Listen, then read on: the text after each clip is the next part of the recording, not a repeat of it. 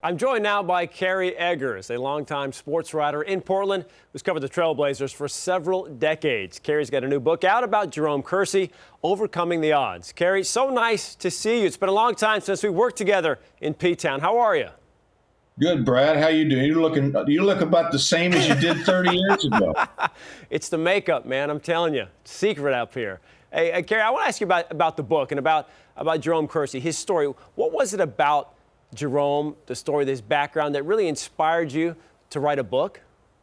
Yeah, I think Overcoming the Odds is a really good title, Brad. You know, a small town kid, grew up he didn't have a mother or father. His grandparents raised him, played at a very small school, Division III at the time, Longwood College in Virginia. Was not really on the map of the NBA until his senior year, and played really well in the Portsmouth Invitational, got drafted in the second round. He was actually the fifth guy drafted in that draft by the Blazers. Wound up being a great starter for those teams in the early 90s that made the finals twice, and then played 17 years in the NBA. I mean, I just thought there was a lot of compelling pieces to the story, and I hope I was able to put that on paper.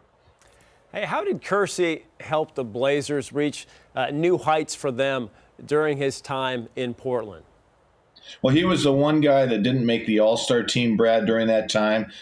For one thing, there was great small forwards in the West. And also, you know, he had Clyde Drexler, teammate, making it every year. It's hard to get multiple guys on. Terry Porter made it. Kevin Duckworth made it. But his part was very, very crucial. And Rick Adelman said he was probably the most underrated guy, you know, on that team. Just filling in a lot of the things, the glue type guy, running the court, rebounding, playing defense. He was a very integral part of those teams. And because of that, because of the role player and kind of the guy who did kind of the dirty work, is that a big reason why you think Portland fans really fell in love with Jerome Kersey? That was part of it. The other part of it was his hustle, his charismatic personality. He was a local guy that stayed in Portland for 30 years after he was drafted in '84. He never really moved away. He was a member of the community. He's an approachable type guy. I think all those things kind of fed into him being, as you say, one of the most popular guys that the Blazers really have ever had.